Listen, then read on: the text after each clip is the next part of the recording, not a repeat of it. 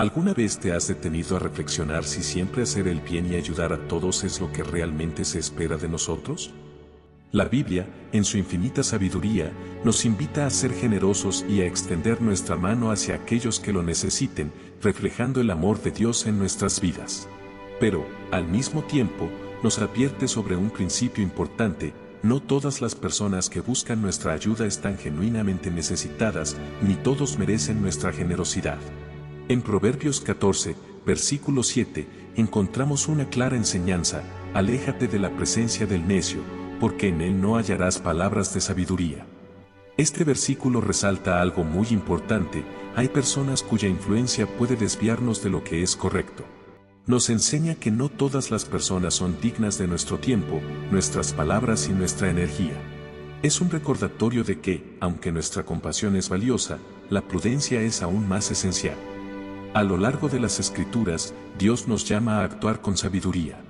Ser generosos no significa simplemente dar sin medida, sino también saber cuándo, cómo y a quién ayudar. La verdadera generosidad no se trata solo de ofrecer lo que tenemos, sino también de discernir quién realmente lo necesita y quién está buscando algo más: manipulación, control o aprovecharse de nuestra bondad. Por eso, la Biblia, en su profundo amor por nuestra protección, nos da advertencias claras sobre aquellos a quienes no debemos ofrecer nuestra ayuda sin reflexión.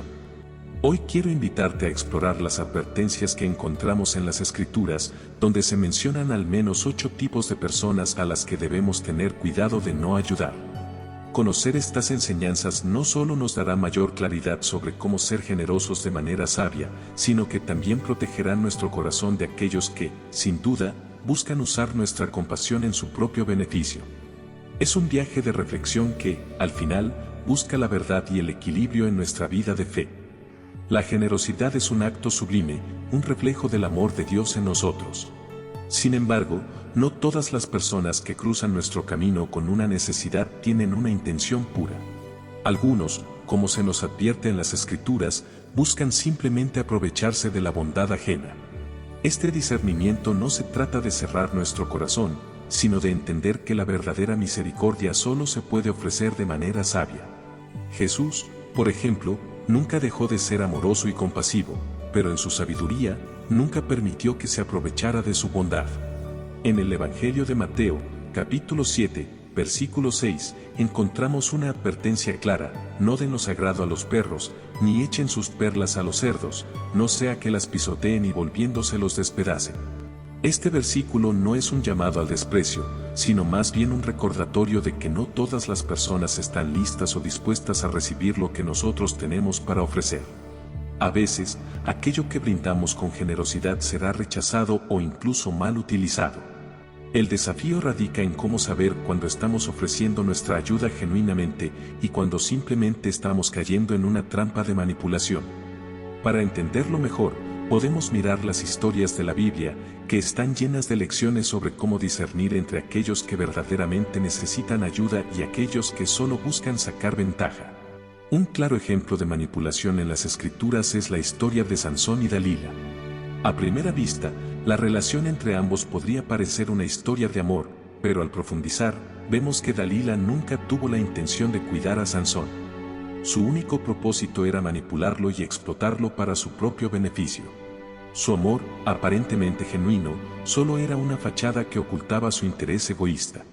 Este es un ejemplo claro de cómo, a veces, las intenciones de aquellos que piden ayuda no son tan puras como parecen.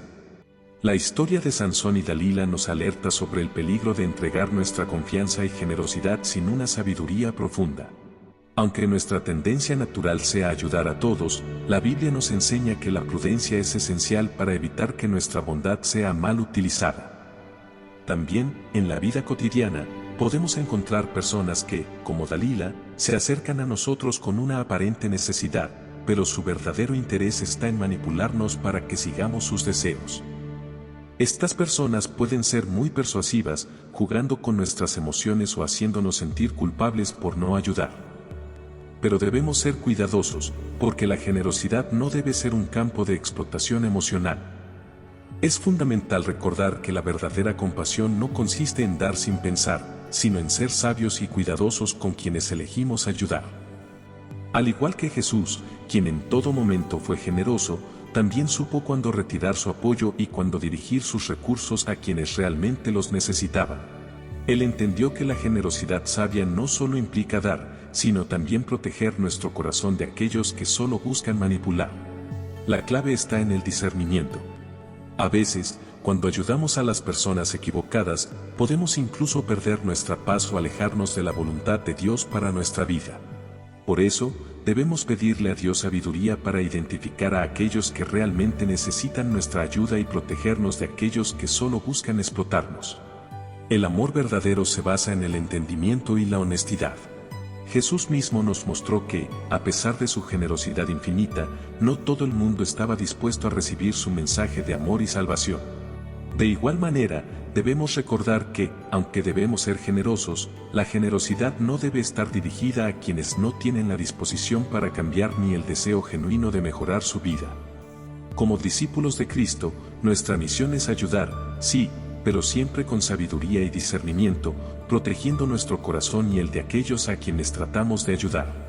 Con cada acto de generosidad, debemos asegurarnos de que estamos actuando de acuerdo con el plan divino y no permitiendo que otros utilicen nuestra bondad de manera equivocada. La compasión, la generosidad y el amor no tienen límites, pero nuestra responsabilidad es ser sabios en cómo y cuándo extenderlos. El amor de Dios siempre nos guía en este camino, y con su ayuda, podemos aprender a ser generosos de manera sabia y protegernos de las personas que, bajo una capa de necesidad, pueden estar buscando otra cosa. Este camino no es fácil, pero con la dirección divina, podemos aprender a caminar con discernimiento y dar lo que tenemos de la manera correcta. Y así, no solo estaremos ayudando a otros, sino también protegiendo nuestra propia paz y nuestra relación con Dios. En Jueces 16, versículo 15, vemos cómo Dalila utilizó las emociones de Sansón para manipularlo, poniendo a prueba su amor y lealtad de una forma emocionalmente desgastante. Con una frase cargada de acusación, le dice: ¿cómo puedes decirme que me amas si tu corazón no está conmigo? Este tipo de manipulación, disfrazada de amor, no era un gesto genuino de afecto, sino una táctica cuidadosamente planeada para descubrir el secreto de su fuerza. Las palabras de Dalila no venían de un lugar de amor verdadero, sino de una estrategia oculta, de un deseo por obtener algo sin importar las consecuencias para el otro. Nos hace pensar, ¿cuántas veces hemos estado ante situaciones donde las personas, de forma astuta, utilizan nuestras emociones en su beneficio? Quizás te suene familiar cuando te dicen: si realmente me quisieras, me ayudarías, o si fueras una buena persona, no me dirías que no. Esas palabras, en apariencia inocentes, pueden esconder intenciones manipuladoras y, como en el caso de Dalila, a veces el objetivo final no es el amor, sino el control. La historia de Dalila nos recuerda que la manipulación no siempre es evidente, a menudo se disfraza de necesidad genuina. A veces, los que nos rodean se presentan como personas en apuros, pero su verdadera intención es tomar ventaja de nuestra bondad y generosidad. Un ejemplo de esto se encuentra en Hechos 5, donde Ananías y Zafira trataron de engañar a la comunidad cristiana al aparentar generosidad, pero en realidad, querían recibir honor sin tener que pagar el precio de la honestidad. Pedro, al darse cuenta de sus intenciones, les confrontó de manera directa, diciendo en Hechos 5, versículo 3, Ananías, ¿cómo es que Satanás llenó tu corazón para mentir al Espíritu Santo y quedarte con parte del dinero del terreno? Este episodio nos enseña que no todas las solicitudes de ayuda son sinceras. Hay quienes, bajo la apariencia de necesidad, buscan manipular para conseguir lo que desean sin estar dispuestos a dar nada a cambio. En nuestra vida diaria, nos enfrentamos a personas que, al igual que Dalila, buscan obtener algo de nosotros usando la culpa o la manipulación emocional. Se acercan en tiempos de crisis, presentan su dolor y su necesidad, pero en cuanto consiguen lo que quieren, desaparecen hasta la próxima vez que necesiten algo más. Estas relaciones transaccionales son peligrosas porque, aunque se visten de amistad o de familia, están basadas únicamente en lo que podemos hacer por ellos, no en el amor y la reciprocidad. Jesús, a pesar de ser compasivo y generoso, no se dejó manipular. En Juan 6, 26, Después de alimentar a la multitud con los panes y los peces, les dijo: ciertamente les aseguro que me buscan no porque hayan visto señales, sino porque comieron pan hasta saciarse. Él sabía que, aunque se acercaban por lo que podían recibir, su corazón no estaba dirigido hacia la verdad. Al igual que Jesús, debemos aprender a discernir las verdaderas intenciones de aquellos que nos rodean. No todas las personas que piden nuestra ayuda lo hacen por un motivo genuino. Algunos buscan simplemente aprovecharse de nuestra bondad, como lo hicieron los que se acercaron a Jesús en busca de más pan. Estos momentos de tentación nos invitan a reflexionar: ¿estamos ayudando a alguien de forma genuina o estamos siendo manipulados por alguien que solo nos ve como una fuente de recursos? En Proverbios 22, versículo 3, encontramos la advertencia: el prudente ve el peligro y lo evita, el inexperto sigue adelante y sufre las consecuencias. Esta sabiduría nos recuerda que, al ofrecer nuestra ayuda, debemos tener discernimiento. No siempre es correcto decir sí a todo lo que se nos pide. A veces, la ayuda que ofrecemos sin pensar puede perpetuar una situación destructiva, sin provocar ningún cambio real en la persona que la recibe.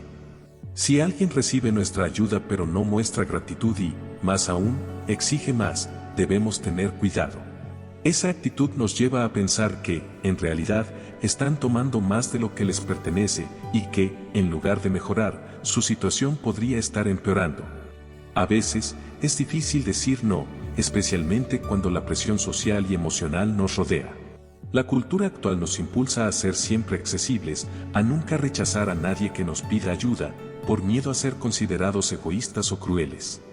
Sin embargo, la Biblia nos enseña que la verdadera generosidad no debe estar basada en la presión externa, sino en una decisión del corazón. En 2 Corintios 9, versículo 7, Pablo nos recuerda que cada uno debe dar según lo que haya decidido en su corazón, no de mala gana ni por obligación, porque Dios ama al que da con alegría.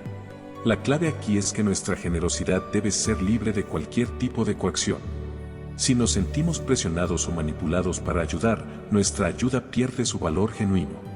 El ejemplo de Jesús, quien puso límites, es esencial. En Lucas 4, versículo 30, cuando la gente de Nazaret trató de obligarlo a realizar milagros, él no cedió. Les dijo la verdad y como resultado, intentaron echarlo de la ciudad. Jesús enfrentó el rechazo, pero permaneció firme en su misión. Él sabía cuándo decir no, y al hacerlo, nos enseñó a poner límites cuando es necesario. Si incluso el Hijo de Dios fue rechazado por no ceder ante la manipulación, ¿por qué nosotros debemos sentirnos obligados a decir sí a todo? Es importante recordar que ayudar no significa ceder ante la manipulación. El amor verdadero no es permitir que alguien abuse de nuestra bondad, sino actuar con justicia. En Proverbios 19, versículo 19, se nos dice: el de gran ira llevará la pena, y si lo libras, tendrás que volverlo a hacer. Esto significa que, al ayudar sin discernimiento, podemos terminar perpetuando una conducta destructiva en lugar de sanarla. Nuestra ayuda debe ser un catalizador de cambio, no un medio para alimentar comportamientos dañinos. Dios nos llama a ayudar, pero también nos da sabiduría para discernir cuando nuestra ayuda realmente está sanando y cuando solo está alimentando un ciclo negativo.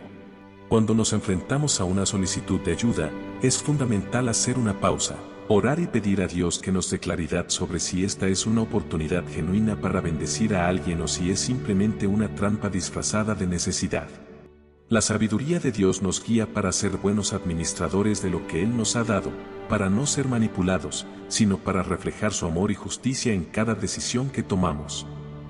Aunque estamos llamados a ayudar a los demás, el Señor nos enseñó que debemos ser sabios en cómo lo hacemos, aprendiendo a discernir cuando nuestra ayuda es una bendición verdadera y cuando estamos simplemente alimentando un patrón destructivo. El amor no se trata de decir sí a todo, sino de decir sí cuando es lo correcto y no cuando la manipulación lo exige. La Biblia nos hace una advertencia clara sobre la sabiduría de saber cuándo dejar de ayudar, especialmente cuando alguien insiste en rechazar la verdad. En Proverbios 14, versículo 7, leemos: aléjate de la presencia del necio, porque en él no hallarás palabras de sabiduría. Este no es un simple consejo, sino una instrucción sabia sobre la importancia de discernir cuando nuestra ayuda realmente tiene un impacto positivo y cuando se convierte en un esfuerzo inútil. Muchas veces, las personas rechazan el consejo y la verdad, no porque no se les haya dado la oportunidad, sino porque no están dispuestas a escuchar ni a cambiar. Jesús experimentó esta dureza de corazón al enfrentarse a los fariseos y líderes religiosos de su tiempo. A pesar de tener frente a ellos la verdad misma, manifestada en Jesús, muchos de ellos se aferraron a su hipocresía y desobedecieron el mensaje que él traía. En Mateo 23, versículos 27 y 28, él los confrontó de manera directa: «Ay de ustedes, maestros de la ley y fariseos, hipócritas, porque son como sepulcros blanqueados, por fuera lucen hermosos, pero por dentro están llenos de huesos de muertos y de toda inmundicia. Así también ustedes, por fuera dan la impresión de ser justos, pero por dentro están llenos de hipocresía y maldad». Esta fuerte advertencia de Jesús muestra que no hay nada más difícil de tratar que el corazón que se niega a recibir la corrección, el corazón que se ha endurecido por completo. La sabiduría de la Biblia nos recuerda que el problema no siempre es la falta de oportunidad para recibir ayuda, sino la actitud que llevamos en el corazón. En Proverbios 9, versículo 7, encontramos una advertencia aún más clara: el que corrige al burlador se gana insultos, el que reprende al malvado se gana desprecio. A veces, nuestras mejores intenciones de ayudar y corregir pueden ser recibidas con rechazo y hostilidad. El sabio, por el contrario, aprecia la corrección y la toma como una oportunidad para crecer, mientras que el necio no solo rechaza el consejo, sino que lo utiliza como motivo para burlarse y resistir cualquier tipo de cambio. Esta actitud es algo que debemos aprender a reconocer en nuestra vida, para no caer en la trampa de continuar ofreciendo ayuda donde no se la valora ni se la acepta. En la historia de Faraón, en el libro de Éxodo, vemos un ejemplo claro de alguien que se negó rotundamente a escuchar y cambiar. A pesar de los milagros y las señales que Moisés trajo, Faraón endureció su corazón una y otra vez. Éxodo 8, versículo 15, dice: «Pero cuando Faraón vio que había alivio, endureció su corazón y no los escuchó, tal como el Señor lo había dicho». A pesar de las oportunidades que tuvo para cambiar, Faraón prefirió seguir su camino de necedad, eligiendo la destrucción en lugar de la humildad. Este ejemplo nos recuerda que, en ocasiones, no es solo la falta de conocimiento lo que nos impide cambiar, sino la decisión deliberada de rechazar la verdad. Pablo, en la carta a Tito, también nos advierte sobre este tipo de personas en Tito 3, 10 y 11, al que cause divisiones, amonéstalo una y otra vez, y después de eso, deséchalo. Puedes estar seguro de que tal persona se ha pervertido y vive en pecado, se ha condenado a sí misma. Aquí, Pablo nos enseña que, cuando alguien ha tomado una decisión tan firme de rechazar la verdad, no hay razón para seguir insistiendo. A veces, lo más sabio es alejarnos y permitir que las consecuencias de sus decisiones le enseñen la lección que se niegan a aprender. En el libro de Jeremías, encontramos una instrucción directa de Dios al profeta, donde se le ordena dejar de interceder por el pueblo. Jeremías 7, versículo 16 dice: «Tú, pues, no ores por este pueblo, ni eleves por ellos clamor ni oración, ni me ruegues, porque no te escucharé». Este versículo es estremecedor, ya que muestra que hay momentos en los que el corazón de las personas está tan apartado de Dios que ni la intercesión puede cambiar su destino. No todos los corazones están dispuestos a recibir la corrección de Dios, y algunas personas se encuentran en un punto de no retorno. Esta es una verdad dolorosa, pero necesaria de reconocer en nuestras vidas. Incluso Jesús, cuando enfrentó a sus discípulos en Juan 6, nos mostró que no todos estaban dispuestos a recibir la verdad. Después de enseñarles sobre el pan de vida, muchos de sus discípulos dijeron: «Dura es esta palabra, ¿quién puede escucharla?». Juan 6, 60. Jesús, en lugar de suavizar su mensaje para que fuera más aceptable, dejó que se marcharan. En Juan 6, 66, leemos: «Desde entonces, muchos de sus discípulos se volvieron atrás y ya no andaban con él». Jesús no forzó a nadie a seguirle, él dejó claro que la verdad, aunque dura, era la única que podía conducir a la vida eterna. Este acto de permitir que se alejaran es un claro ejemplo de cómo debemos manejar las situaciones donde la resistencia a la verdad es inquebrantable. El libro de Proverbios nos da una imagen gráfica sobre el necio que insiste en su mal comportamiento. En Proverbios 26, versículo 11, leemos: como perro que vuelve a su vómito, así es el necio que repite su necedad. Esta imagen tan vívida ilustra la futilidad de intentar ayudar a alguien que se niega a cambiar. Es un esfuerzo inútil y, en algunos casos, incluso peligroso, ya que solo reafirma un comportamiento destructivo. La clave para saber cuándo ayudar y cuándo apartarnos está en el discernimiento. La sabiduría de Dios nos guía para no quedarnos atrapados en la necedad de otros, sino para reconocer cuando nuestra intervención solo alimenta un ciclo de rechazo.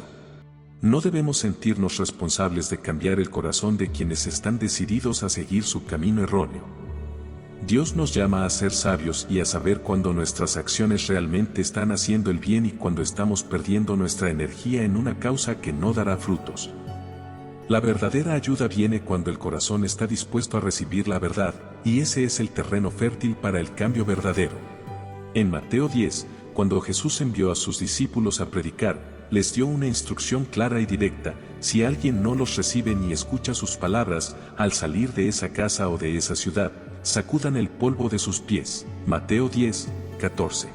Esta no era solo una acción simbólica, sino un recordatorio profundo de que no todos están preparados para recibir la verdad. No debemos gastar nuestra energía en lugares donde el mensaje es rechazado sin siquiera ser considerado. Hay un momento en que debemos reconocer que nuestra labor no es forzar a los demás a aceptar lo que no están dispuestos a recibir. Este principio se puede observar también en la historia del rey Acab, un personaje que ilustró de manera trágica lo que significa rechazar la corrección una y otra vez. A lo largo de su vida, Dios le envió profetas para advertirle sobre su pecado, pero Acab prefirió escuchar a los falsos profetas que solo le decían lo que él quería oír. Cuando el profeta Micaías le dio la advertencia final, diciéndole que su desobediencia lo llevaría a la muerte, Acab lo despreció, como si la verdad no tuviera valor. En 1 Reyes 22, versículo 8, Acab expresó: aún hay un hombre por quien podemos consultar al Señor, pero yo lo aborrezco porque nunca me profetiza bien, sino siempre el mal. El rey no buscaba la verdad, solo quería la confirmación de sus propios deseos. Este deseo de escuchar lo que le complacía, sin importar la realidad, lo llevó a la ruina y, finalmente, a la muerte. Este ejemplo nos muestra cuán peligroso es persistir en el rechazo de la verdad. En Romanos 1, versículo 28, Pablo también nos advierte sobre las consecuencias de rechazar la verdad una y otra vez: como no quisieron tener en cuenta a Dios, Él los entregó a una mente depravada para hacer lo que no conviene. La persistencia en rechazar la verdad lleva a un punto donde, finalmente, Dios permite que las personas sigan el camino que han elegido. No podemos forzar a nadie a cambiar si no están dispuestos a hacerlo, y nuestra tarea no es salvar a los que han decidido caminar en su error. Llegará un momento en que, como en el caso de Faraón, debemos entender que la decisión de una persona de ignorar la corrección puede llegar a ser irreversible. La Biblia también nos enseña que no debemos insistir en ayudar a aquellos que han decidido rechazar la sabiduría. En Proverbios 13, versículo 20, se nos advierte: el que anda con sabios será sabio, mas el que se junta con necios sufrirá el daño.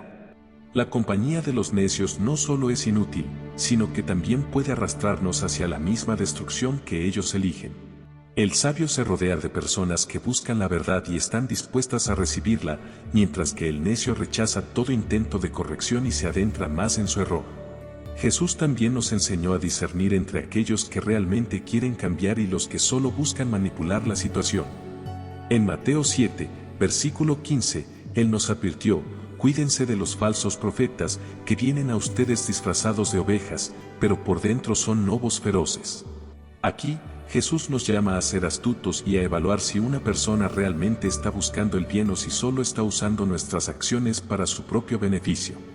No todo aquel que pide ayuda está buscando una verdadera solución. A veces, las personas solo quieren que les demos lo que necesitan en ese momento, sin intención de cambiar. Gálatas 6, versículo 7, nos recuerda una verdad fundamental: no se engañen, de Dios nadie se burla, cada uno cosecha lo que siembra. Este principio de cosecha es esencial para entender las consecuencias de nuestras decisiones. Cuando alguien elige persistir en el error, no debemos sentirnos culpables por las consecuencias que vendrán. Si decidimos actuar de manera impulsiva y dar ayuda sin discernimiento, podemos estar alimentando una conducta destructiva en lugar de promover el cambio genuino. La verdadera sabiduría consiste en saber cuándo intervenir y cuándo permitir que alguien coseche lo que ha sembrado, para que aprenda de sus propios errores. Desde los primeros días de la creación, Dios nos dio el trabajo como una responsabilidad central en nuestra vida. En el jardín del Edén, antes de que el pecado entrara en el mundo, Adán ya tenía la tarea de labrar y cuidar la tierra, Génesis 2:15. Esta responsabilidad de cuidar lo que Dios ha puesto en nuestras manos no solo se refiere a lo físico, sino también a lo espiritual. Debemos ser buenos administradores no solo de nuestros recursos materiales, sino también de nuestras relaciones y de nuestras decisiones. Ayudar a los demás es parte de nuestra misión, pero esa ayuda debe ser ofrecida con sabiduría, discernimiento y amor, sabiendo cuándo decir sí y cuándo decir no.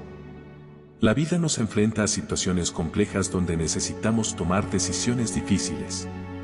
No siempre es fácil reconocer cuando estamos siendo manipulados o cuando nuestra ayuda no está siendo apreciada. Sin embargo, como cristianos, debemos recordar que nuestro llamado es a seguir el ejemplo de Jesús, quien no solo enseñó con palabras, sino que también mostró en sus acciones cuándo poner límites, cuándo apartarse y cuándo ofrecer su amor de manera incondicional. En las Escrituras encontramos muchas historias que nos enseñan que no todas las personas están listas para recibir la verdad, y no todas las ayudas son verdaderamente beneficiosas. Debemos aprender a discernir cuando estamos actuando con sabiduría y cuando estamos simplemente alimentando una situación destructiva. El amor verdadero no siempre se trata de dar sin cesar, sino de saber cuando nuestro amor está sirviendo realmente para ayudar a la persona a cambiar, y cuando estamos simplemente evitando las consecuencias necesarias para su crecimiento. El llamado a la sabiduría no es fácil, pero la Biblia nos ofrece claros principios para guiarnos en nuestra vida diaria. No todos están listos para recibir la corrección, y no todos están dispuestos a cambiar, pero nuestra responsabilidad es actuar con discernimiento, amor y sabiduría, sabiendo cuándo seguir adelante y cuándo dar un paso atrás. En el libro de Génesis, capítulo 2, versículo 15, encontramos una verdad fundamental acerca del propósito del trabajo en la vida humana. Tomó pues Jehová Dios al hombre y lo puso en el huerto de Edén para que lo labrara y lo guardase. El trabajo no es simplemente una consecuencia del pecado o un castigo para la humanidad, es una parte esencial del diseño divino para el hombre. Desde el principio, Dios asignó a Adán la tarea de cuidar y labrar la tierra, lo cual no solo era un medio para su sustento, sino también una forma de desarrollo personal y conexión con su propósito en la vida.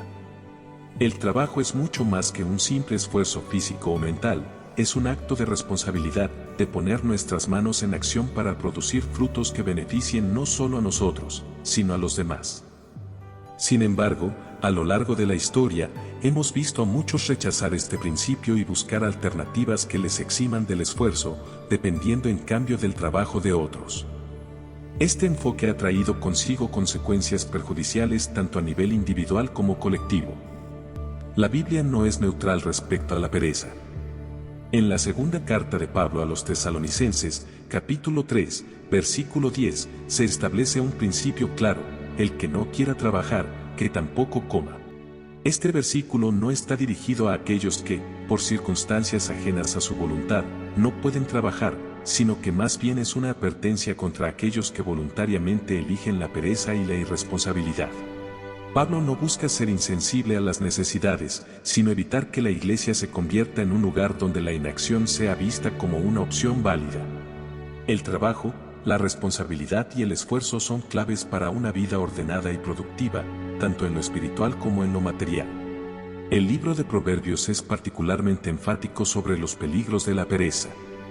En el capítulo 6, versículo 9, se nos cuestiona: perezoso, ¿hasta cuándo has de dormir? ¿Cuándo te levantarás de tu sueño? Esta reflexión pone en evidencia la trampa en la que puede caer el que se evade de sus responsabilidades, buscando siempre excusas para no actuar. La pereza, si no es confrontada, se convierte en un estilo de vida que trae consigo pobreza y necesidad. Este principio se reafirma más adelante en Proverbios, cuando se afirma que un poco de sueño un poco de dormitar y un poco de cruzar las manos para reposo. Así vendrá tu pobreza como caminante y tu necesidad como hombre armado. El descanso es necesario, por supuesto, pero cuando se convierte en un refugio constante frente a las responsabilidades de la vida, se transforma en una forma de evasión que tiene consecuencias inevitables. Las Escrituras no enseñan que el trabajo sea una maldición, sino una bendición que permite al ser humano experimentar crecimiento, prosperidad y satisfacción. Cuando nos esforzamos, no solo estamos generando recursos, sino también desarrollando el carácter que Dios desea ver en nosotros. Jesús, en la parábola de los talentos, enseñó la importancia de ser buenos administradores de lo que nos ha sido confiado. En Mateo 25, versículo 26, se presenta al siervo que, en lugar de poner a trabajar el talento que su señor le había dado, lo escondió por temor y pereza. El resultado de su negligencia fue claro: siervo malo y negligente, al que tiene se le dará, y al que no tiene, aún lo que tiene se le quitará. Jesús no permitió que el siervo ofreciera excusas para su falta de acción. La pereza, en la parábola, se muestra como una traición al propósito de su amo, una inacción que no solo resultó en la pérdida del talento, sino también en la separación del favor del Señor. En contraste, aquellos siervos que administraron con diligencia lo que se les confió fueron recompensados con mayor responsabilidad. El trabajo no solo es un medio para sobrevivir, sino también una oportunidad de servir a Dios y a los demás, demostrar que somos dignos de confianza y capaces de multiplicar lo que se nos ha dado. La diligencia en el trabajo no es solo una cuestión de sustento material, sino también de carácter. La historia del hijo pródigo, relatada por Jesús en el Evangelio de Lucas, es otro ejemplo claro de cómo la pereza y la irresponsabilidad pueden llevar a una vida de sufrimiento y frustración. En Lucas 15, el joven decide tomar su herencia y abandonar la casa de su padre, buscando una vida de placeres sin pensar en las consecuencias. Malgastó todo lo que tenía, hasta que se vio en una situación desesperada, cuidando cerdos y deseando comer lo que ellos comían. Fue en ese momento, cuando todo parecía perdido, que el hijo pródigo comprendió la importancia del trabajo y la responsabilidad. ¿Cuántos jornaleros en casa de mi padre tienen abundancia de pan, y yo aquí perezco de hambre? Lucas 15, 17. Este momento de reflexión marcó un cambio profundo en su vida. Al regresar, no solo estaba dispuesto a trabajar para su padre, sino que también había comprendido la importancia del esfuerzo y la dignidad del trabajo. Este relato no solo habla de la reconciliación con el Padre, sino también de la restauración que viene a través del trabajo y el esfuerzo responsable. El hijo pródigo, al regresar, no solo recibió el perdón de su padre, sino también la oportunidad de volver a trabajar y ser útil en su casa. El trabajo, entonces, se convierte en un medio de restauración. No es solo el esfuerzo físico, sino también una manera de vivir con propósito y de colaborar en la obra de Dios en la tierra. Como seres humanos, estamos llamados a trabajar, a labrar la tierra de nuestras vidas, a cultivar lo que Dios nos ha dado y a producir frutos que beneficien tanto a nosotros como a los demás. En Lucas 15, 17, el hijo pródigo, después de haber tocado fondo y vivir en la miseria, dice: ¿cuántos jornaleros en casa de mi padre tienen abundancia de pan y yo aquí perezco de hambre? Este momento de reflexión es crucial, porque revela que la pobreza del hijo pródigo no fue una tragedia ajena a su control, sino una consecuencia directa de sus decisiones. Decidió alejarse de su hogar, malgastar sus recursos y no valorar el trabajo que le hubiera dado sustento. La misericordia de su padre estaba disponible, pero él mismo tuvo que tomar la decisión de regresar y asumir la responsabilidad de sus actos. Dios es, sin duda, un proveedor generoso, pero su provisión no está destinada a aquellos que rechazan hacer su parte. En Deuteronomio 28, 12, vemos una promesa de bendición para el trabajo diligente: te abrirá Jehová su buen tesoro el cielo, para enviar la lluvia a tu tierra en su tiempo y para bendecir toda obra de tus manos. La bendición de Dios se derrama sobre el esfuerzo y el trabajo hecho con integridad, no sobre la pasividad o la inacción. Los israelitas, durante su peregrinaje por el desierto, experimentaron este principio de manera directa. Dios les enviaba maná del cielo, pero no lo ponía en sus bocas. Cada mañana debían levantarse temprano y recogerlo. En Éxodo 16, 4, se relata cómo Moisés recibió la instrucción de Dios: «He aquí yo os haré llover pan del cielo, y el pueblo saldrá y recogerá diariamente la porción de un día». Incluso cuando Dios provee de manera sobrenatural, siempre requiere una acción de nuestra parte. Él no hace todo por nosotros. Nos da la oportunidad de actuar, de poner en marcha su provisión y trabajar para obtener lo que necesitamos.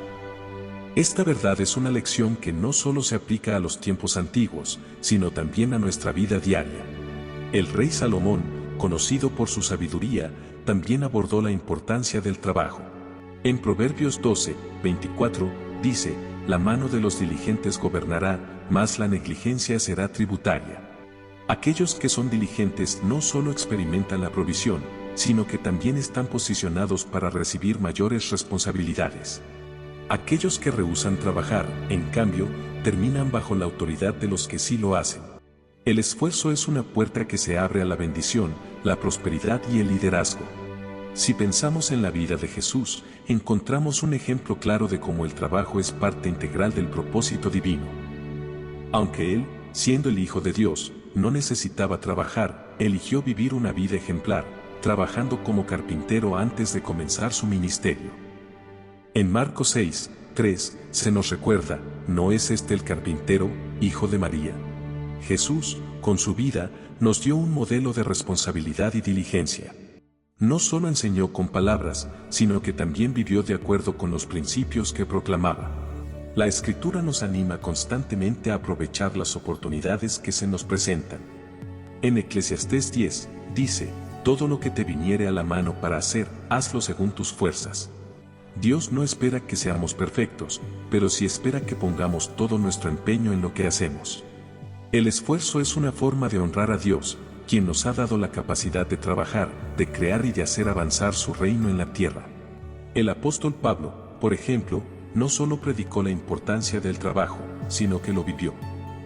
En Hechos 18, 3, se nos dice que él trabajaba como fabricante de tiendas para sustentarse. Aunque como apóstol tenía derecho a recibir apoyo, decidió ser un ejemplo de diligencia. Esto nos recuerda que el trabajo no es solo un medio para ganar dinero, sino una forma de vivir con integridad, de demostrar que somos responsables y que estamos comprometidos con el bienestar de los demás. El rechazo al trabajo es un signo de un corazón que se rehúsa a asumir responsabilidades.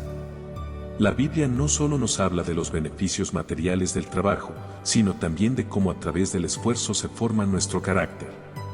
En Gálatas 6, 7, Pablo nos recuerda: «No os engañéis, Dios no puede ser burlado. Pues todo lo que el hombre sembrare, eso también segará». Si alguien se niega a trabajar y a sembrar, no puede esperar cosecha. Dios es fiel para recompensar el esfuerzo, aunque a veces no sea de inmediato, y aunque las recompensas no siempre sean visibles en esta vida. En Nehemías 4, 6, encontramos la historia de los israelitas reconstruyendo los muros de Jerusalén. A pesar de las dificultades y los obstáculos, el pueblo tuvo ánimo para trabajar porque Dios estaba con ellos. Así que edificamos el muro, y todo el muro fue terminado, porque el pueblo tuvo ánimo para trabajar. La obra no solo avanzó porque Dios estaba presente, sino también porque el pueblo decidió esforzarse. Pablo, en su primera carta a los Corintios, capítulo 15, versículo 58, anima a los creyentes a seguir trabajando con diligencia en la obra del Señor. Así que, hermanos míos amados, estad firmes y constantes, creciendo en la obra del Señor, sabiendo que vuestro trabajo en el Señor no es en vano. El esfuerzo, ya sea en lo espiritual o en lo material, siempre tiene una recompensa. Dios no olvida lo que hacemos por su causa, y nos promete que, al final, todo trabajo bien hecho será recompensado, ya sea en esta vida o en la eternidad. El trabajo es un reflejo de nuestra obediencia y fidelidad a Dios. No se trata solo de una necesidad terrenal, sino de un acto de adoración. Dios bendice el trabajo, y Él espera que cada uno de nosotros asuma la responsabilidad que nos corresponde, no solo en el ámbito laboral, sino también en nuestra vida diaria. Fomentar la pereza o permitir que otros se aprovechen del esfuerzo ajeno no es el camino que Dios ha trazado para nosotros. La verdadera bendición llega cuando trabajamos con integridad, cuando decidimos ser responsables con lo que se nos ha confiado. Proverbios 21, 25 expresa de manera clara que el deseo del perezoso lo mata, porque sus manos no quieren trabajar. Este versículo refleja una profunda realidad acerca de la naturaleza humana. La pereza no es solo la falta de acción, sino una actitud que tiene consecuencias fatales. El trabajo es parte del diseño original de Dios para nuestras vidas, y a través de él, no solo nos proveemos a nosotros mismos, sino que reflejamos la imagen de un Dios que también trabaja. Jesús mismo, en Juan 5, 17, dijo: Mi Padre hasta ahora trabaja, y yo trabajo. Si Dios, el creador de todo, trabaja, ¿cómo podemos justificar nuestra inacción? El hombre que rechaza el esfuerzo, el que espera que otros lo sostengan sin poner de su parte, está alejándose del plan divino que Dios tiene para él. En 1 de Timoteo 5, 8, se nos da una advertencia muy seria, porque si alguno no provee para los suyos, y mayormente para los de su casa, ha negado la fe y es peor que un incrédulo. La pereza no es una simple falta de disciplina, es una decisión consciente que nos lleva a consecuencias que afectan no solo nuestra vida material, sino también nuestra vida espiritual. Proverbios 20, 4 nos muestra otra dimensión de la pereza: el perezoso no hará a causa del invierno, pedirá, pues, en la siega, y no hallará. Es decir, quien no siembra en su tiempo, quien no trabaja cuando debe, al final no cosechará cuando lo necesite. Esta es una lección importante. La bendición y el sustento vienen como resultado del esfuerzo constante y de hacer lo que nos corresponde en el momento adecuado. El principio es claro: Dios bendice a aquellos que se esfuerzan, que trabajan con responsabilidad, que asumen su parte en el plan divino. Aquellos que eligen la pereza y la dependencia, aquellos que priorizan la comodidad sobre el esfuerzo, se alejan de este orden divino. Dios ha establecido un orden perfecto desde el principio. En la creación, cada cosa tiene un propósito, una estructura y un diseño para cumplir una función específica. Cuando este orden se quiebra, cuando se rompen las bases de la responsabilidad, las consecuencias no tardan en llegar. La discordia, el caos y la división no son accidentes, son el resultado de corazones que se rebelan contra lo que Dios ha establecido. La Biblia advierte acerca de aquellos que no solo viven en el conflicto, sino que lo provocan, lo alimentan y lo utilizan para sus propios fines. En Proverbios 6, 16 al 17, encontramos una lista de cosas que Dios aborrece, y entre ellas está el que siembra discordia entre hermanos. Este pecado no es menor. No es una debilidad de carácter ni un error casual, es algo que corrompe desde dentro. La discordia es como un veneno que infecta las relaciones, que divide a las familias, a las comunidades y a la iglesia. Este pecado tiene el poder de destruir la unidad y el amor que Dios ha establecido entre sus hijos. La rebelión de Coré, narrada en el libro de Números, es un ejemplo claro de cómo la discordia puede llevar a la destrucción. Coré, junto con Datán y Abiram, desafió la autoridad de Moisés y Aarón, no porque buscara justicia, sino porque quería poder. Su argumento parecía razonable, pues decían: toda la congregación, todos ellos son santos, y en medio de ellos está Jehová. Pero Dios, que ve los corazones, sabía que sus intenciones no eran puras. Su deseo no era el bienestar del pueblo, sino su propio beneficio. El juicio fue inmediato, la tierra se abrió y los tragó vivos, y el fuego consumió a quienes lo siguieron. Este relato nos recuerda que, aunque el conflicto puede parecer legítimo en la superficie, si las intenciones no son justas, las consecuencias pueden ser devastadoras. El conflicto, por sí solo, no es un signo de injusticia. Jesús mismo dijo en Mateo 10, 34, no penséis que he venido para traer paz a la tierra, no he venido para traer paz, sino espada. Sin embargo, lo que Jesús quería decir es que, al proclamar la verdad de Dios, la oposición sería inevitable. La verdad siempre traerá división entre aquellos que la aceptan y aquellos que la rechazan. Pero esto no es lo mismo que la discordia provocada por aquellos que disfrutan del enfrentamiento y buscan el conflicto por el conflicto mismo. El apóstol Pablo, en su carta a Tito, ofrece instrucciones claras sobre cómo tratar con aquellos que causan divisiones. En Tito 3, 10, nos dice: al hombre que cause divisiones, después de una y otra amonestación, deséchalo. No se nos llama a debatir interminablemente con quienes buscan solo el conflicto, sino a evitar que su actitud destructiva nos arrastre. Los fariseos, por ejemplo, fueron expertos en sembrar discordia. En lugar de regocijarse cuando Jesús sanaba a los enfermos, cuestionaban el día en que lo hacía. En Mateo 12, 24, vemos que, al ver que Jesús expulsaba demonios, dijeron: «Este no echa fuera los demonios sino por Belcebú, príncipe de los demonios». Su objetivo no era reconocer la obra de Dios, sino desacreditar a Jesús y sembrar confusión. El propósito de estos hombres no era la verdad, sino la división y el caos. Dios no es un Dios de desorden, como nos dice en 1 Corintios 14, 33, Dios no es Dios de confusión, sino de paz. Todo lo que fomenta la confusión y la destrucción no proviene de Él. Cuando alguien es fuente constante de pleitos, chismes y enemistades, no importa cuán convincente sea su discurso. Su fruto revela su verdadera naturaleza, y es un fruto que no honra a Dios. En estos casos, debemos ser sabios y discernir, recordando que la paz, la unidad y el amor son los frutos del Espíritu, y cualquier cosa que busque destruirlos no proviene del corazón de Dios. Es en este contexto que debemos reflexionar sobre nuestras propias actitudes y acciones. Si permitimos que la discordia y el conflicto entren en nuestras vidas, si nos dejamos arrastrar por la pereza, el desorden o el caos, estamos alejándonos del plan perfecto que Dios tiene para nosotros.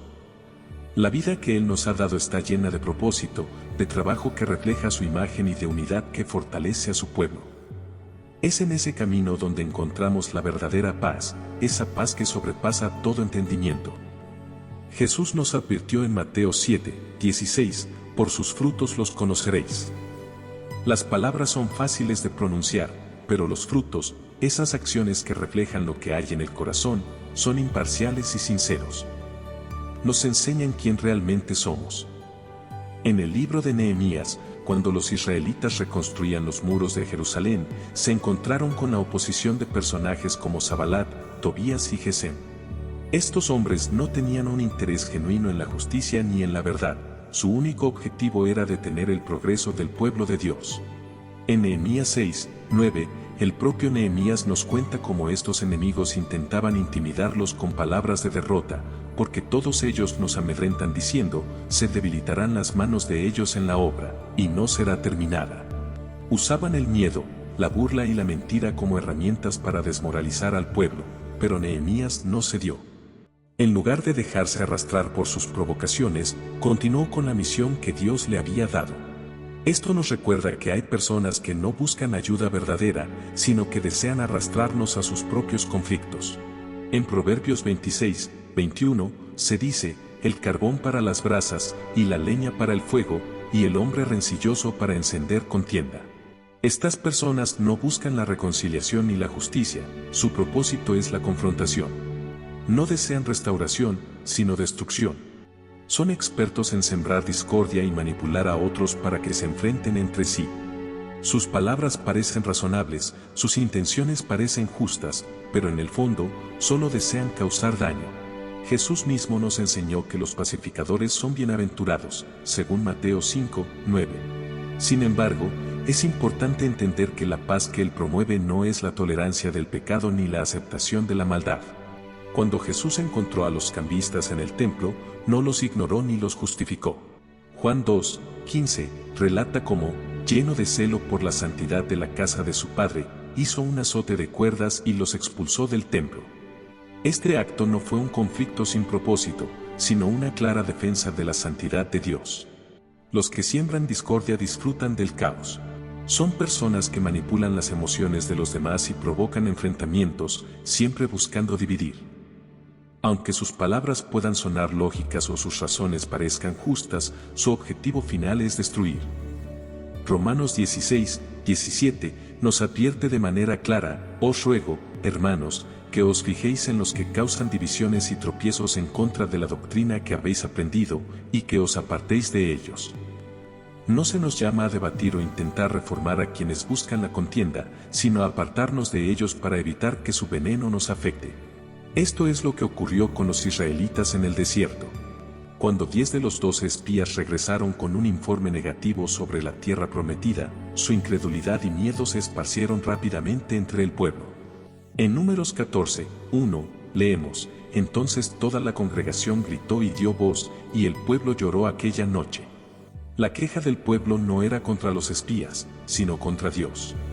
La semilla de discordia plantada por unos pocos provocó que toda una nación cayera en rebelión, y como consecuencia, una generación entera murió sin haber llegado a la tierra prometida. Este es el poder destructivo de las palabras negativas y la división. Proverbios 10:18 nos advierte sobre el poder de las palabras. El que encubre el odio es de labios mentirosos, y el que propaga calumnia es necio. Las palabras no son solo sonidos, tienen poder. Pueden construir o destruir. Un corazón que busca el bien edifica con sus palabras, pero aquel que ama el conflicto destruye todo lo que toca con lo que dice. La Escritura nos alerta sobre los peligros de los labios que destruyen, que no solo dañan a otros, sino que también se alejan del propósito divino. La Biblia también nos enseña cómo debemos responder ante aquellos que buscan la contienda. En 2 de Timoteo 2, 23 al 24, se nos instruye, pero evita las cuestiones necias y sin sentido, sabiendo que engendran contiendas. El siervo del Señor no debe ser contencioso, sino amable para con todos. Esta no es una invitación a ser pasivos o a ignorar la verdad, sino a no caer en la provocación de quienes buscan generar peleas sin fin.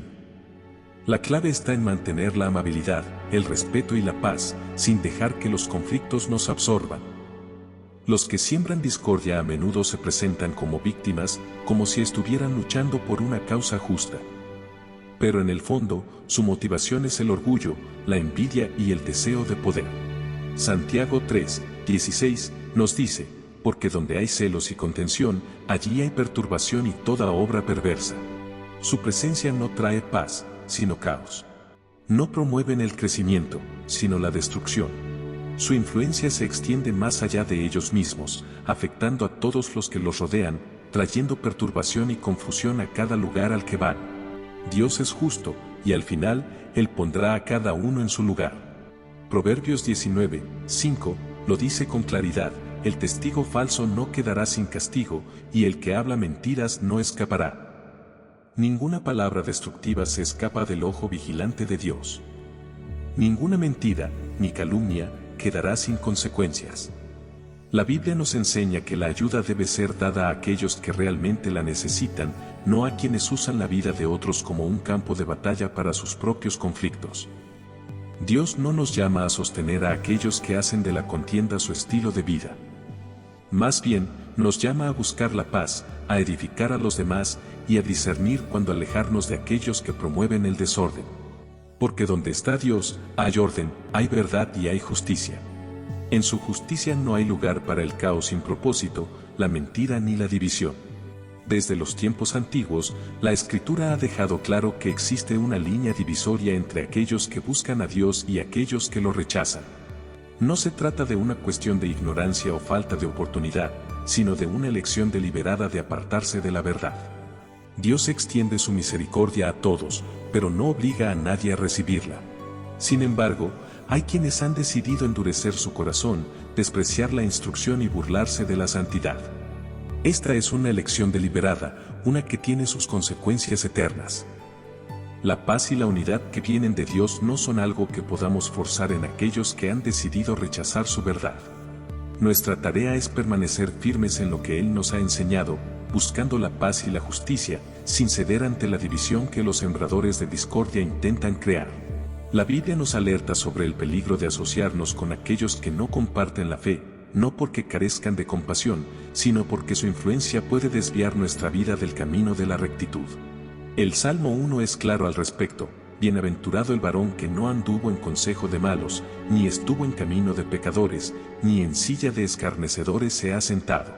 Esta advertencia no se trata solo de evitar sus malas acciones, sino de no compartir su camino, ni ceder a sus palabras. La cercanía con aquellos que rechazan a Dios corrompe, desgasta y debilita la fe. A lo largo de la historia de Israel, vemos cómo esta cercanía con los impíos llevó al pueblo a caer en idolatría y, finalmente, a la destrucción. En los tiempos del profeta Elías, Acab y Jezabel gobernaban Israel con un desprecio absoluto por la ley de Dios. No solo promovieron la adoración de Baal, sino que persiguieron a los profetas del Señor y corrompieron al pueblo con prácticas perversas. En Primero de Reyes 21, 25, se dice, a la verdad, ninguno fue como Acab, que se vendió para hacer lo malo ante los ojos de Jehová, porque Jezabel su mujer lo incitaba. La historia de Acab es un claro ejemplo de cómo la asociación con aquellos que desprecian a Dios puede arrastrar a un líder, incluso uno que, en su tiempo, fue considerado el más sabio, hacia el pecado y la destrucción. A pesar de que Dios le envió advertencias y llamados al arrepentimiento, la influencia de Jezabel y la corrupción de su corazón hicieron que él no escuchara. El apóstol Pablo también nos exhorta a no unirnos con los incrédulos, en 2 de Corintios 6, 14, no os unáis en yugo desigual con los incrédulos, porque ¿qué compañerismo tiene la justicia con la injusticia? ¿Y qué comunión la luz con las tinieblas? Esta no es una recomendación arbitraria, sino una advertencia sobre la incompatibilidad de la verdad con la mentira, de la pureza con la corrupción. La relación con quienes rechazan a Dios nunca es neutral, tarde o temprano, uno de los dos influirá sobre el otro. No se trata de una simple diferencia de opinión, sino de una lucha espiritual. Aquellos que no temen a Dios tienen una naturaleza que, sin quererlo, puede arrastrar a los demás hacia la oscuridad. En el libro de Nehemías, cuando el pueblo regresó del exilio para reconstruir Jerusalén, algunos líderes intentaron hacer alianzas con las naciones vecinas que no temían a Dios. Nehemías, con valentía, respondió en Nehemías 13, 26 y 27, ¿no pecó por esto Salomón, rey de Israel? A él que era amado de su Dios, y Dios lo había puesto por rey sobre todo Israel, le hicieron pecar las mujeres extranjeras. Y obedeceremos a vosotros para cometer todo este mal tan grande, prevaricando contra nuestro Dios con mujeres extranjeras. Incluso el hombre más sabio de su tiempo, Salomón, cayó en la tentación de asociarse con aquellos que rechazaban la verdad, lo que resultó en un desastre espiritual y moral. La lección es clara, la asociación con los que no siguen a Dios no es un asunto trivial, tiene el poder de llevar a la ruina, incluso a los más sabios. Jesús también fue claro acerca de cómo debemos actuar ante aquellos que desprecian la verdad. En Mateo 10, 14, instruyó a sus discípulos, y si alguno no os recibiere ni oyere vuestras palabras, salid de aquella casa o ciudad, y sacudid el polvo de vuestros pies. No les dijo que insistieran, ni que forzaran a las personas a recibir el mensaje. Si alguien rechaza la verdad, la enseñanza es directa, el mensaje no es para él. El rechazo a Dios no es simplemente una falta de fe, es una rebelión consciente contra la autoridad divina. Este rechazo no es por falta de evidencia ni ignorancia, sino por una actitud de soberbia y orgullo. En Romanos 1, 22, Pablo lo explica, habiendo conocido a Dios, no le glorificaron como a Dios, ni le dieron gracias, sino que se envanecieron, profesando ser sabios, se hicieron necios. No se trata de ignorancia, sino de una decisión deliberada de resistir la verdad. La historia de Faraón es otro ejemplo de cómo la soberbia puede conducir a la perdición. Dios le dio oportunidad tras oportunidad para arrepentirse, enviándole señales, plagas y advertencias, pero Faraón endureció su corazón, como se lee en Éxodo 9, 12, y Jehová endureció el corazón de Faraón, y no los oyó, como Jehová lo había dicho a Moisés. Faraón eligió no escuchar, eligió no obedecer, y su terquedad lo llevó a la ruina. De la misma forma, aquellos que rechazan la verdad de Dios, de manera consciente, caminan hacia su propia destrucción. Los impíos no solo rechazan a Dios para sí mismos, buscan arrastrar a otros con ellos. En 2 de Pedro 2, 12, se nos advierte sobre los falsos profetas, pero hubo también falsos profetas entre el pueblo, como habrá entre vosotros falsos maestros, que introducirán encubiertamente herejías destructoras, y aún negarán al Señor que los rescató, atrayendo sobre sí mismos destrucción repentina. Los falsos maestros no se conforman con rechazar la verdad, sino que buscan desacreditarla, atacarla, destruirla. Los días de Noé fueron un ejemplo claro de esto. La gente, atrapada en su maldad y corrupción, rechazó las advertencias de Dios, y como resultado, la destrucción vino sobre ellos. Este rechazo a Dios, que es una actitud de orgullo y resistencia, no es algo que podamos ignorar o tomar a la ligera. Es una lucha espiritual que afecta a todos los que deciden apartarse de la verdad. Los que rechazan la enseñanza de la Escritura y la verdad de Dios no solo arrastran su alma, sino que intentan arrastrar a otros en su caída. Esta es la razón por la cual, en el llamado a ser sabios y prudentes, se nos advierte de no unirnos en yugo desigual con los incrédulos, de no permitir que sus palabras y actitudes contaminen nuestra fe y nuestra vida.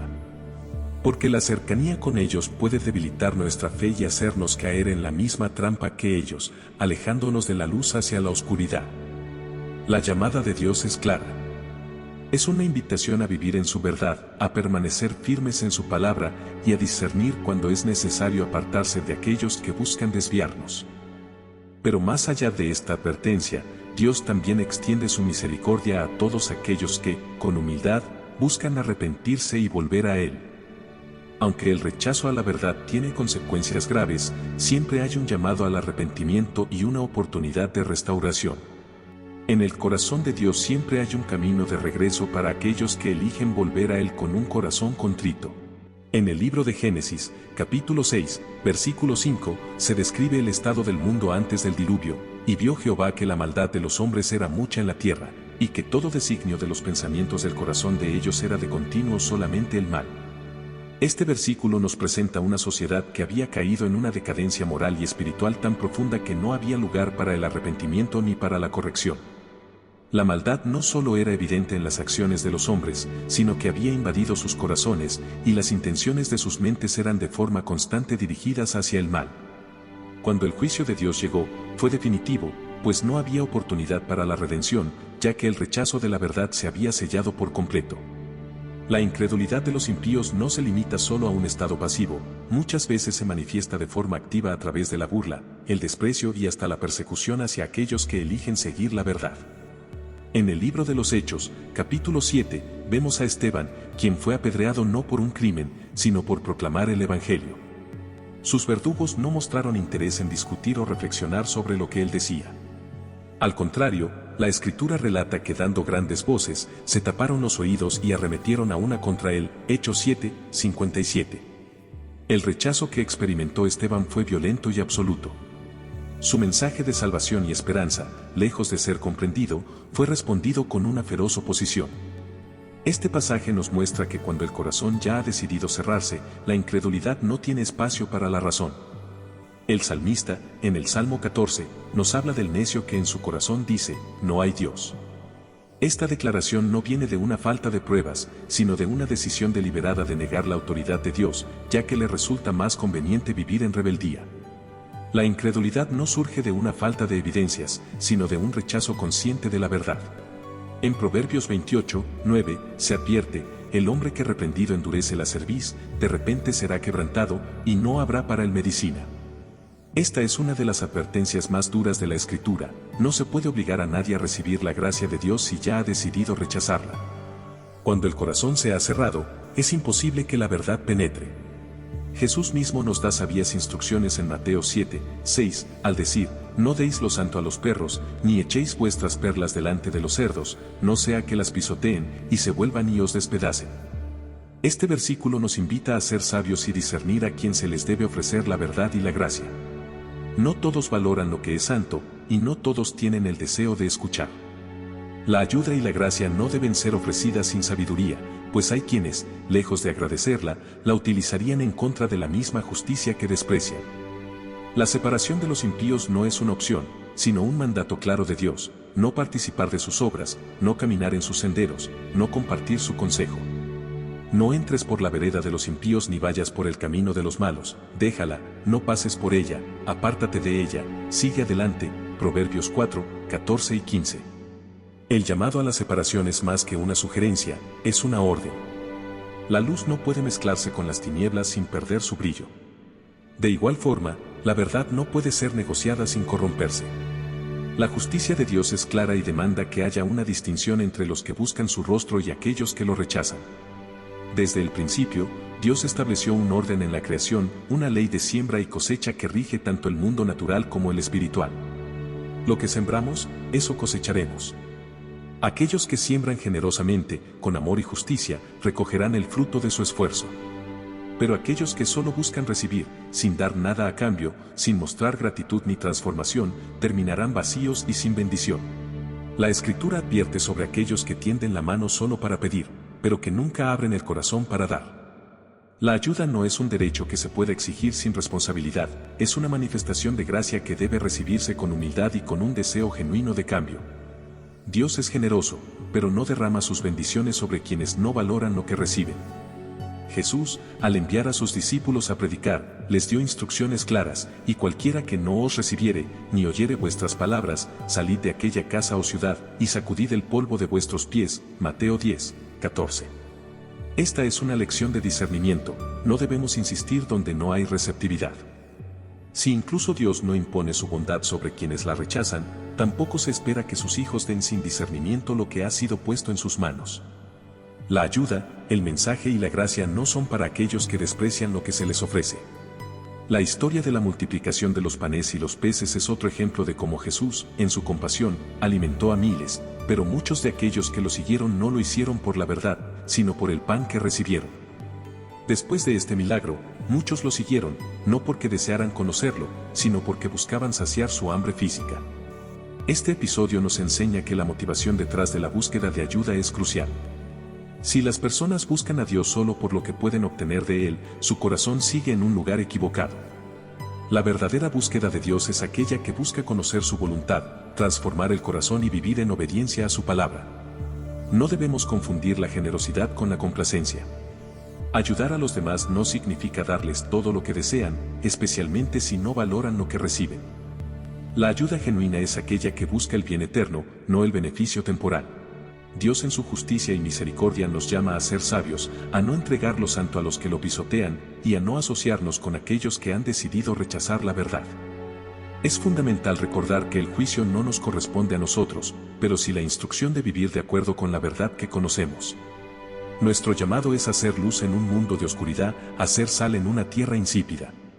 Y, a pesar de las adversidades, de las burlas, de la persecución, nunca debemos apartarnos de la verdad que nos ha sido dada.